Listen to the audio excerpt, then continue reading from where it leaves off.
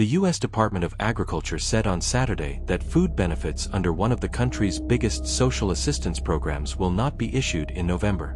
At first, it sounded like a clerical delay, a glitch in a system too big to fail. But the truth was far darker. Because that announcement meant over 41 million Americans, children, the elderly, the disabled, would soon go hungry. And as Washington played politics, the nation's poorest were about to pay the price. The USDA called it simple. The well has run dry, they said. But for millions, it wasn't a statement.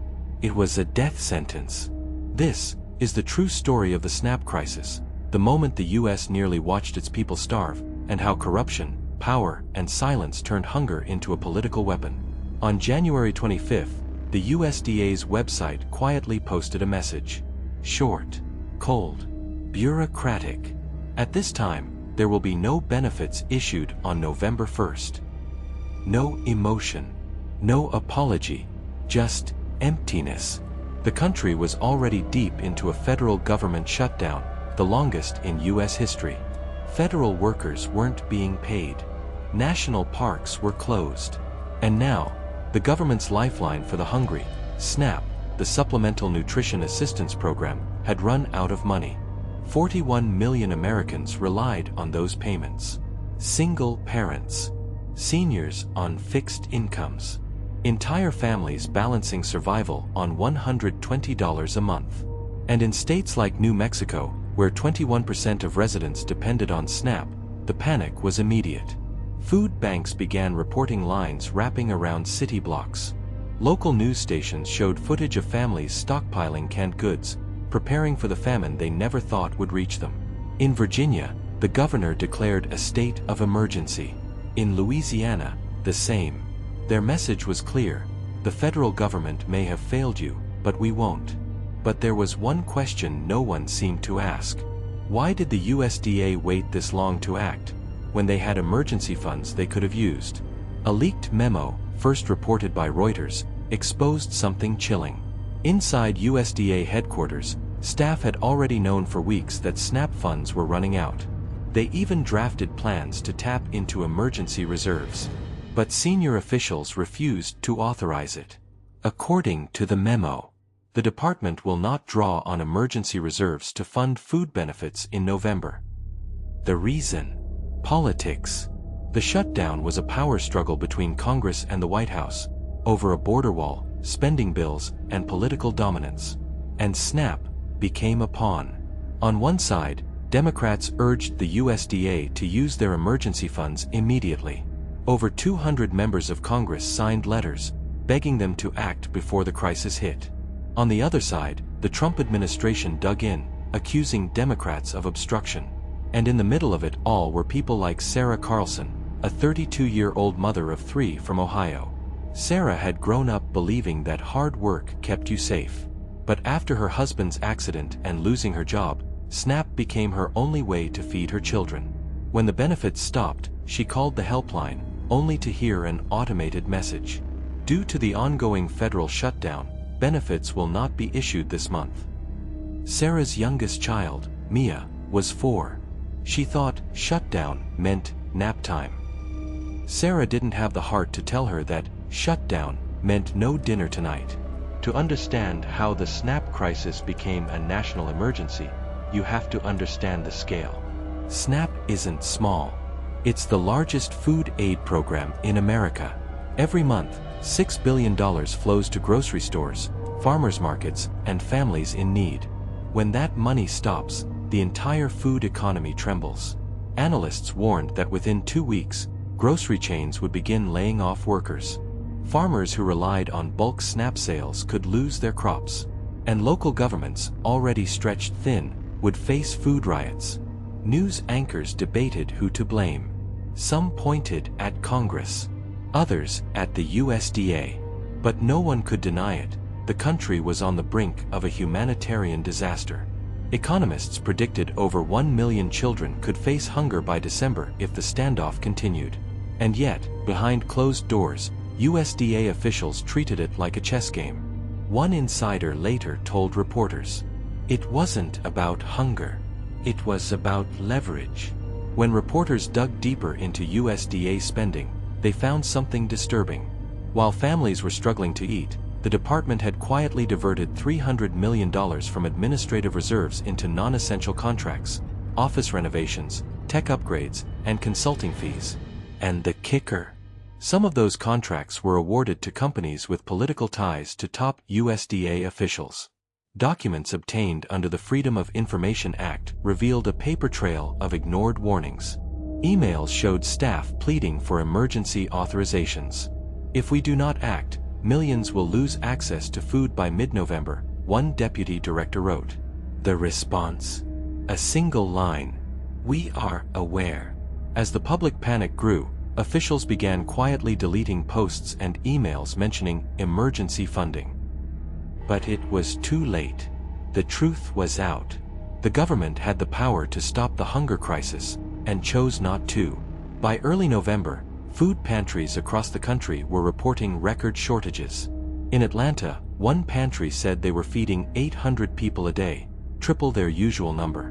In Los Angeles, police were called after fights broke out in line for donated food boxes.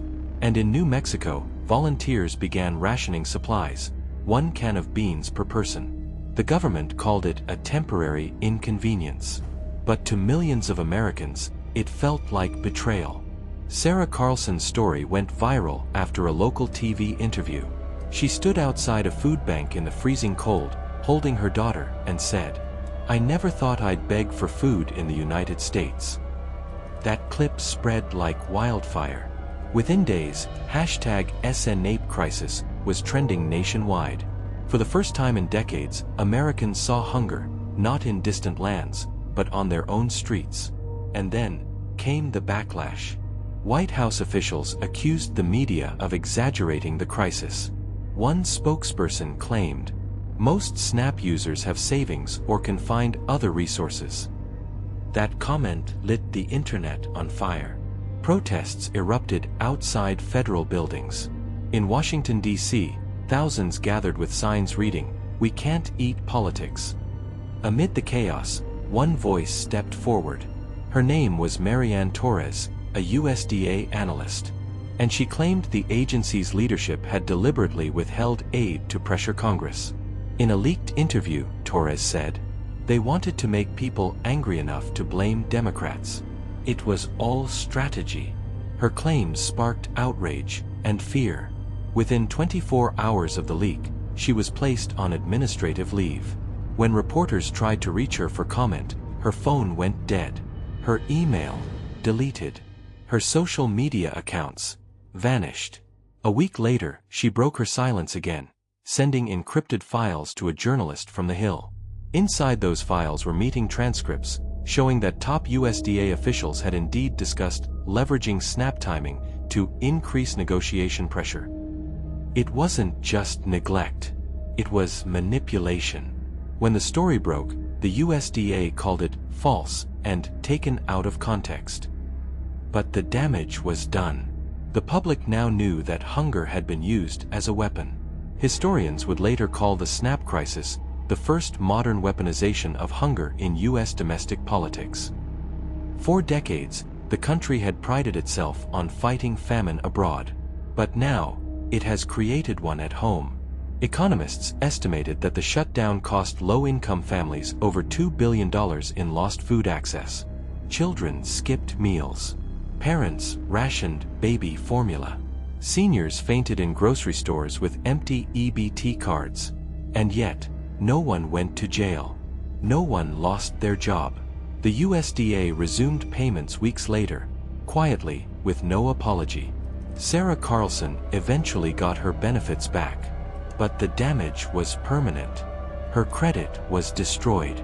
Her faith in government, gone. In her final interview, she said, "They starved us to win an argument. That's not politics. That's cruelty." Months later, when the government reopened, Congress launched an investigation.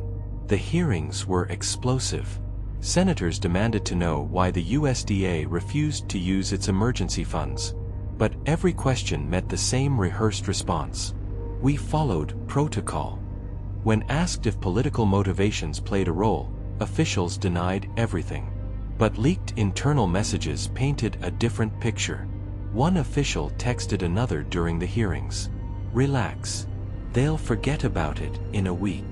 And they were right. The story faded from the news cycle, drowned by new scandals, new crises, new distractions. But for millions of Americans, the hunger never really ended. Even after the crisis passed, food insecurity remained at record highs. And the SNAP system never regained full trust. Years later, analysts looked back and asked the same haunting question. How did one of the richest nations on Earth almost let its people starve? The answer was simple: because it could. SNAP wasn't broken by lack of funds. It was broken by apathy. By a government that treated hunger as a bargaining chip.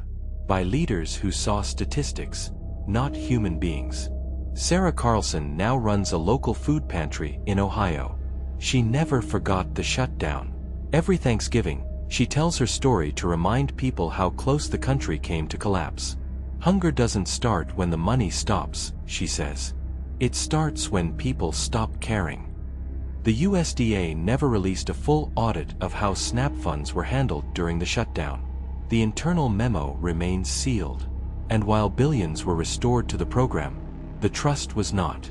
Today, over 34 million Americans still depend on SNAP to survive. And with every budget standoff, they live with the same fear. What if it happens again? Because hunger isn't just a crisis. It's a weapon. And in America, it's still loaded.